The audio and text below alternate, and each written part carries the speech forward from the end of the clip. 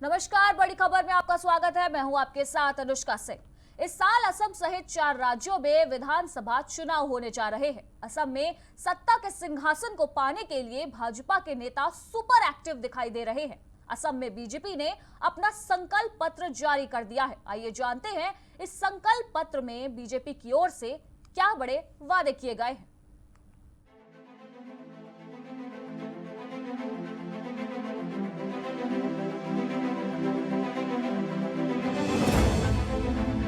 इस समय असम सहित 4 राज्यों में विधानसभा चुनाव होने हैं। इस चुनाव में जीत हासिल करने के लिए सभी पार्टियों ने अपनी पूरी ताकत झोंक दी है। वहीं असम में 3 चरणों में विधानसभा चुनाव होने हैं। 27 मार्च को यहां पहले चरण के लिए वोटिंग होगी। सत्ता के सिंहासन पर अपना कब्जा स्थापित करने के लिए भाजपा और कांग्रेस दोनों ही मैदान में हैं। इस बार का चुनाव बेहद ही दिलचस्प होने वाला है और वोटर्स को रिझाने की पार्टियों की ओर से जबरदस्त तैयारियां चल रही हैं।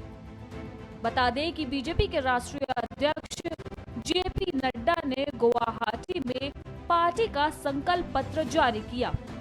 इस दौरान उन्होंने कांग्रेस पर जमकर निशाना साधा है। उन्होंने कहा कि पिछले 5 सालों में असम निष्क्रिय हो गया था और उसने अपनी समस्याओं को हल करने की क्षमता खो दी थी।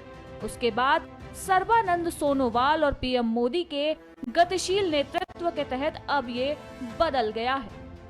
हम असम के समावेशी विकास को आगे बढ़ाने में सक्षम हैं। हमने संकल्प पत्र में असम के लोगों के लिए 10 वादों को शामिल किया है। एक बहुत बड़ा कमिटमेंट हमारा यहाँ, जब बहुत से भ्रम और परसेप्शंस की प्रॉब्लम आई तो हमारा कमिटमेंट ये है कि हम असम के राइट्स के लिए, उनके प्रोटेक्शन के लिए करेक्टेड एनआरसी के लिए हम काम करेंगे। और जब हम करेक्टेड एनआरसी के लिए बात करते हैं तो उसमें जो मैंडेट सुप्रीम कोर्ट के द्वारा नेशनल रजिस्टर ऑफ सिटीजनशिप है, उसमें हम प्रोटेक्ट करेंगे जेन्युइन इंडियन सिटीजन्स को, और हम इन्फिल्ट्रेटर्स को उसमें हम डिटेक्ट करेंगे। इसके लिए हम प्रयासरत होंगे ताकि सही मायने में असम का रहे, अहोम की सिविलाइजेशन को हम सुरक्षित रख सके, इस बात का हम प्रयास करेंगे। उसी तरीके से हमारी 6th कमिटमेंट संकल्प की है कि हम असम के पॉलिटिकल राइट्स को प्रोटेक्ट करने के लिए डीलिमिटेशन प्रोसेस को स्पीड अप करेंगे और उसको हम आगे बढ़ाएंगे। असम इससे डीलिमिटेशन के प्रोसेस में पीछे रह गया है, उसको हम फिर से एक्टिवेट करते हुए हम उस प्रोसेस को हम आगे बढ़ाएंगे, इसकी हम चिंता करेंगे। आगे उन्होंने संकल्प पत्र को जारी करते हुए कहा कि पिछले 5 सालों में हमारा उद्देश्य जाति, माटी और बेटी को सशक्त करना है। नड्डा ने कहा कि पिछले 5 साल असम में कई चुनौतियां थी जिनका सामना सरकार ने बखूबी किया है। अब बीजेपी ने असम वासियों के लिए जो 10 घोषणा की हैं, उस पर नजर डाल लेते हैं। जेपी नड्डा ने कहा कि एनआरसी के जरिए असम में रह रहे घुसपैठियों को बाहर करेंगे और भारतीय नागरिकों की पहचान करेंगे। असम में एनआरसी जरूर लागू होगा। बीजेपी असम में स्वामी विवेकानंद के नाम से योजनाएं चलाएंगी, जिसमें स्टार्टअप करने वाले लोगों को बढ़ावा मिलेगा। इससे 10 लाख युवाओं को रोजगार देने का लक्ष्य भी तय किया गया है। सभी नागरिकों को उन्हें विकसित करने के लिए भूमि अधिकारों के साथ सशक्त किया जाएगा। भूमिहीन भारतीय नागरिकों को भूमि अधिकार प्रदान किए जाएंगे। असम के राजनीतिक अधिकारों की रक्षा के लिए परिसीमन प्रक्रिया को आगे बढ़ाया जाएगा। असम में अरुणोदय योजना के तहत 30 लाख पात्र परिवारों को महीने में 3,000 रुपए की आर्थिक सहायता दी जाएगी। यहाँ बाढ़ या किसी भी समस्या से बचने के लिए प्रयास किया जाएगा ताकि हम बाढ़ की त्रासदी से असम की जनता को बचा सके और वो विकास की नई कहानी लिख सके। मिशन शिशु उन्नयन के तहत बच्चों की अच्छी शिक्षा के लिए प्रतिबद्ध होंगे। बच्चों को उच्च गुणवत्तापूर्ण शिक्षा निशुल्क दी जाएगी। 8वीं कक्षा के बाद की छात्राओं को साइकिल उपलब्ध कराई जाएगी। अवैध अतिक्रमण को हटाने के साथ साथ घरों का अच्छे से निर्माण हो सके, उसके लिए सभी नाम घरों को 2.5 लाख रुपए की आर्थिक सहायता दी जाएगी। असम को भारत की तरह आत्मनिर्भर बनाने के लिए असम आहार आत्मनिर्भरता अभियान की शुरुआत होगी। इसके लिए माइक्रो और मैक्रो स्तर पर योजनाएं बनेंगी। इस योजना को कई क्षेत्रों में आगे ले जाया जाएगा। असम को जल्द ही देश में सबसे तेजी से काम करने वाला राज्य बनाएंगे। इसके अलावा सार्वजनिक क्षेत्र में 2 लाख नौकरियां प्रदान की जाएंगी। साथ ही निजी क्षेत्र में भी 8 लाख रोजगार दिए जाएंगे। Desk report, prime TV. Paschim Bangal के विधानसभा चुनाव इस बार बेहद चर्चा में है। प्रदेश की मुख्यमंत्री ममता बनर्जी की मुश्किलें भारतीय जनता पार्टी की वजह से काफी बढ़ी हुई हैं। तो उधर AIMIM प्रमुख असदुद्दीन ओवैसी ने भी बंगाल के चुनावी मैदान में ताल ठोकने का ऐलान कर पश्चिम बंगाल की आबो हवा में हलचल तेज कर दी है। देखिए ये रिपोर्ट।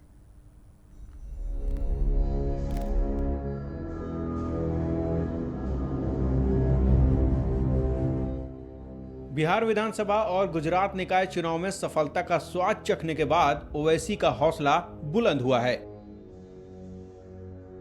MIM के चीफ असदुद्दीन ओवैसी ने पश्चिम बंगाल विधानसभा चुनाव लड़ने का ऐलान किया है। खास बात यह है कि ओवैसी ने सूबे में चुनाव लड़ने का फैसला चौथे चरण के नामांकन की अंतिम तारीख को किया है। इससे पहले खबर थी कि इंडियन सेक्युलर के बंगाल में चुनाव लड़ने की वजह से ओवैसी की पार्टी चुनाव मैदान में नहीं होगी। आपको बता दें कि अब्बास सिद्दीकी की पार्टी ISF लेफ्ट और कांग्रेस के साथ गठबंधन में चुनाव लड़ रही है। वहीं अब AIMIM के प्रमुख असदुद्दीन ओवैसी का बयान सामने आया है। उन्होंने कहा है कि उनकी पार्टी पश्चिम बंगाल विधानसभा चुनाव में अपनी ताकत आजमाएगी। हालांकि उन्होंने ये नहीं बताया कि पार्टी कितनी सीटों पर अपने उम्मीदवार खड़े करेगी। बता दें कि बीते कुछ महीनों से ओवैसी ने कई बार बंगाल का दौरा किया। ओवैसी के चुनाव लड़ने के फैसले के बाद अब कहा जाने लगा है कि MIM TMC की वोट में सेंध लगा सकती है। दरअसल बंगाल में मुस्लिम वोटर्स की संख्या लगभग 30% है और ऐसे में इनकी भूमिका अहम हो जाती है। बिहार में 5 सीटों पर MIM ने जीत दर्ज की थी। गौरतलब है कि पश्चिम बंगाल में MIM संगठन में बड़ी भूमिका निभाने वाले जमीरुल हसन अब ओवैसी को छोड़कर खुद बंगाल में इंडियन नेशनल लीग का नया चैप्टर शुरू करने जा रहे हैं। इंडियन नेशनल लीग वही पार्टी है जो साल 1994 तक मुस्लिम लीग के साथ थी। ऐसे में ओवैसी की ओर से चुनाव लड़ने का ऐलान करना वाकई दिलचस्प बात है।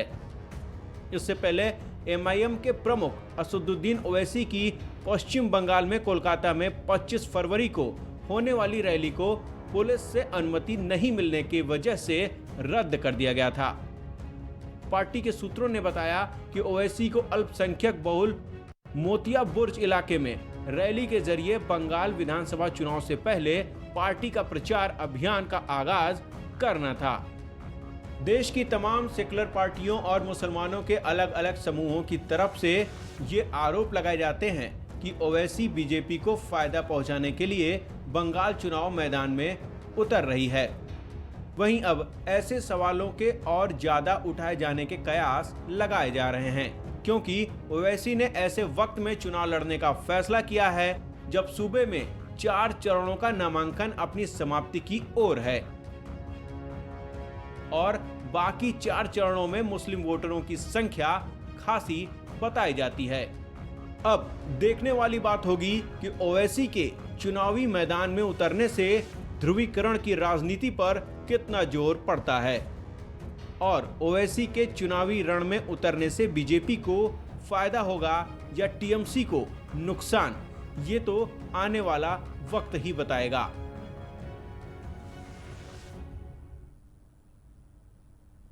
मुंबई पुलिस के पूर्व आयुक्त परमवीर सिंह के पत्र के बाद से महाराष्ट्र सरकार में उथल पुथल मची हुई है। पूरा विपक्ष राज्य के गृह मंत्री अनिल देशमुख के इस्तीफे की मांग कर रहा है। देखिए ये रिपोर्ट।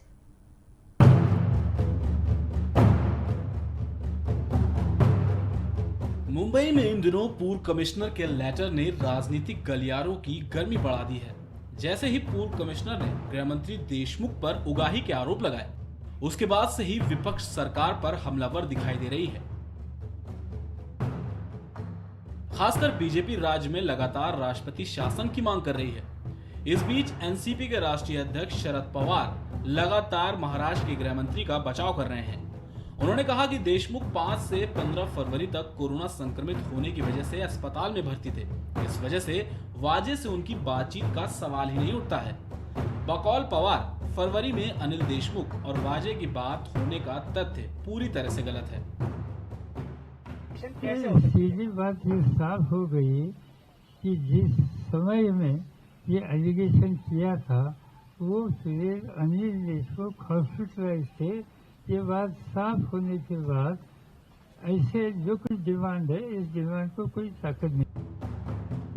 जहां एक तरफ शरद पवार देशमुख का बचाव कर रहे हैं, तो वहीं दूसरी तरफ बीजेपी उन पर आरोपों की झड़ी लगा रही है। बीजेपी का तो यहां तक का कहना है कि इस सरकार को बनाने का काम भी खुद शरद पवार ने किया है और इस सरकार को बचाने की जिम्मेदारी ये पवार साहब ने अपने कंधे पर ली है। इस सरकार को मैन्युफैक्चर ही पवार साहब ने किया है और इसलिए वो ये मानते हैं कि उनकी जिम्मेदारी है कि उनका जो प्रोडक्ट है उसको वो सेफगार्ड करे। और इसीलिए माननीय पवार साहब ने आज जो बातें अपनी प्रेस में कही, मुझे लगता है कि कुछ बातें महाभारत में नरोवा कुंजरोवा, अश्वत्थामा मरे लेकिन हाथी मरा या व्यक्ति मरा, इस प्रकार से उन्होंने आधी बात कही। ये बात सही है कि वाजे इनको नियुक्त करने के लिए एपिलेट कमेटी, ये परमवीर सिंह इनकी अध्यक्षता में ही थी। नियम के अनुसार उनकी अध्यक्षता में वो कमेटी होती है, उस कमेटी ने निर्णय लिया। लेकिन वो निर्णय लेने के बाद सबसे महत्वपूर्ण जगह वाजे को दी गई। सारे महत्वपूर्ण केसेस वाजे इनको दिए गए। क्या सरकार को यह पता नहीं था? क्या मुख्यमंत्री और गृहमंत्री सोए थे? क्या उनको इसकी जानकारी नहीं थी? ये बात सही है, श्री परमवीर सिंह इनकी कमेटी ने वाजे इनको रीइंस्टेट किया, लेकिन उसके बाद पवार साहब ने यह भी कह देना चाहिए कि मुख्यमंत्री और गृह मंत्री के इंस्ट्रक्शन पर किया। इन सब बवाल के बीच जांच एजेंसियां अपनी जांच का दायरा बढ़ा रही हैं, तो वाजे और भी मुश्किल में फंसते हुए नजर आ रहे हैं। बताया जा रहा है कि वाजे की गिरफ्तारी के बाद एनआईए की एक टीम ने वाजे के ऑफिस को सर्च किया, जिसके बाद उन्हें वहां से कई चीजें बरामद हुई। एनआईए का दावा है कि उसमें से जो एक डायरी मिली है, जो कई राज पर से पर्दा उठा सकती है। एनआईए के सूत्रों ने बताया कि उन्हें वाजे के ऑफिस से एक डायरी मिली है, जिसमें पैसों के लेन देन के बारे में एंट्री दिखाई दे रही है और यह एंट्री भी कोड वर्ड में की गई है। जांच एजेंसियों का मानना है कि ये उन पैसों के लेन देन का हिसाब किताब हो सकता है, जिसे बार, रेस्टोरेंट और दूसरी इस्टेब्लिशमेंट के लिए कलेक्ट किया जाता था।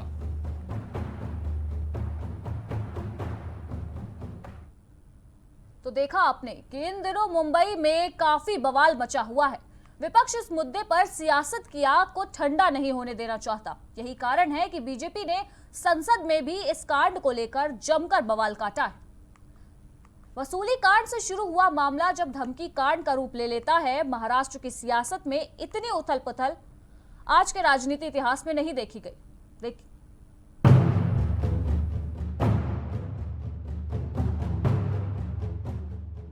ये तेवर बता रहे हैं कि बीजेपी लेटर बम वाले कांड को ठंडे बस्ते में नहीं डालने वाली। बीजेपी अच्छे से जानती है कि उसे शिवसेना को घेरने का इससे अच्छा मौका नहीं मिलने वाला। बीजेपी इस मुद्दे को लगातार हवा दे रही है। गौरतलब है कि लोकसभा में भाजपा के सांसदों ने महाराष्ट्र के एक पुलिस अधिकारी द्वारा राज्य के गृह मंत्री के खिलाफ लगाए गए आरोपों का मुद्दा उठाया और इस मामले में केंद्रीय एजेंसियों से जांच कराने की मांग की। साथ ही महाराष्ट्र के मुख्यमंत्री और गृह मंत्री के इस्तीफे की मांग की। इसी दौरान निर्दलीय सांसद नवनीत राणा ने सवाल उठाया कि जिस पुलिस अधिकारी को 16 वर्ष तक निलंबित रखा गया, उसे महाराष्ट्र में शिवसेना नीत महाविकास अघाड़ी सरकार आते ही बहाल क्यों कर दिया गया। महाराष्ट्र में किस तरीके से खंडनी वसूली का काम किया जा रहा है, मैं आपको बताना चाहूंगी। जो व्यक्ति 16 साल सस्पेंड रहा, जो व्यक्ति 60 दिन पुलिस स्टेशन में रहा, जेल में रहा, उसे फिर से रीजॉइनिंग किस बेस पे की गई? जब बीजेपी की सरकार थी, जब उद्धव साहब ने खुद माननीय देवेंद्र फडणवीस साहब को फोन किया और उन्होंने कहा इस व्यक्ति को, सचिन वाजे को, इनको रीस्टेट कराना चाहिए, रीजॉइनिंग सर्विस देनी चाहिए, तब आदरणीय फडणवीस साहब ने उन्होंने स्पष्ट नकार दी। उनकी पूरी हिस्ट्री देखते बराबर उन्होंने नकार देते हुए उन्हें ज्वाइनिंग नहीं कराई। नवनीत राणा यही नहीं रुकी, उन्होंने एक के बाद एक महाराष्ट्र सरकार पर जमकर आरोप लगाए। उन्होंने उद्धव सरकार पर महाराष्ट्र में वसूली करने के भी आरोप लगाए। मालूम हो कि जब से परमवीर सिंह ने अपने लेटर में वसूली की बात कही है, तब से विपक्ष लगातार उद्धव सरकार से सवाल कर रहा है। वहीं अब नवनीत राणा ने भी संसद में उन पर वसूली के आरोप लगाए हैं।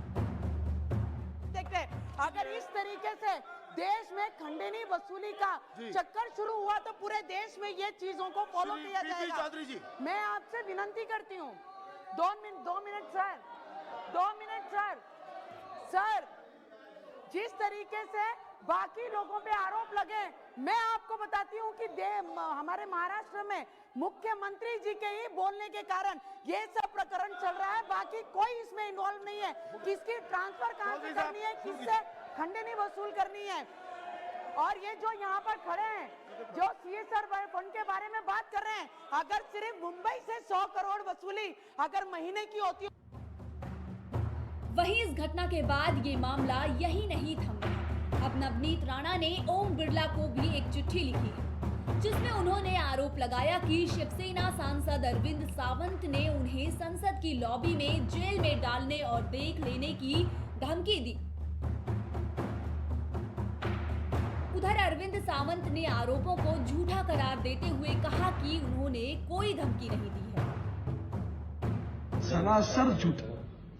हमने जिंदगी में, एक तो महिला है पहली बात, और ये नवनीत राणा जी है, वो आते जाते समय मुझे भैया दादा करके पुकारते, मैं भी उसके साथ बात करता हूँ, ऐसा कुछ नहीं है, न घुड़ा है।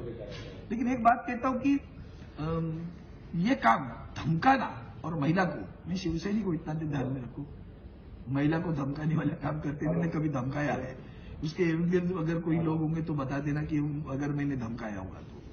रही बात उनकी जो बात करने का तरीका है, वो थोड़ा सा अच्छा नहीं लगता, क्योंकि जब भी आप जितनी भी आप वीडियो क्लिपिंग उनके निकालें तो आपको दिखेगा वो आदरणीय मुख्यमंत्री उद्धव जी ठाकरे साहब का नाम लेगी, और उसकी बॉडी लैंग्वेज देख लेना, एकदम तिरस्करणीय और गुणास्पद बात वो करती रहती है।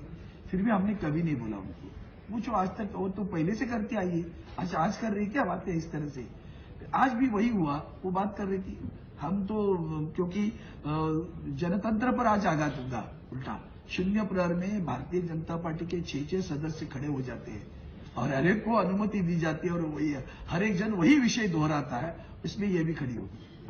और फिर हम लोग उनके खिलाफ वेल में जाकर चिल्ला रहे थे, पता भी नहीं जाते समय ऐसा क्यों बोलूं, क्यों धमकाऊं, धमकाने की क्या, लेकिन ये अच्छी तरह से बात नहीं कर रही है, ये ठीक नहीं है, नहीं बताऊं। वसूली कांड से शुरू हुआ मामला अब धमकी कांड का रूप लेता जा रहा है। महाराष्ट्र की सियासत में इतनी उथल पुथल आज के राजनीतिक इतिहास में नहीं देखी गई। खैर, विपक्ष के इससे अच्छा मुद्दा भी सरकार को घेरने को नहीं मिल सकता। अब देखना यह होगा कि इस मुद्दे में आग में और कितने लोग जलेंगे। तो वहीं बिहार में भी राजनीतिक मतभेद थमने का नाम नहीं ले रहा है। बिहार में आए दिन राजनीतिक हिंसा देखने को मिलती है। एक बार फिर राजनीति के इस मैदान में गजब ढंग से सियासी खेल खेला जा रहा है। जी हां, आरजेडी के नेता तेजस्वी यादव ने विधानसभा के घेराव की पूरी तैयारी कर ली है, जिसके चलते जबरदस्त प्रदर्शन का माहौल देखने को मिल रहा है। तो चलिए छोड़ जाते हैं आपको अपनी इस खास रिपोर्ट के साथ।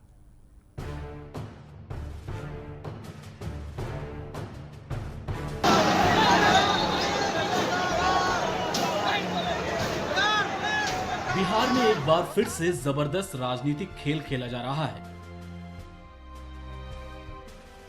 जी हां, इस खेल में आरजेडी पूरी तैयारी के साथ मैदान में उतर रही है। विधानसभा चुनाव हारने के बाद आरजेडी चुप नहीं बैठी है,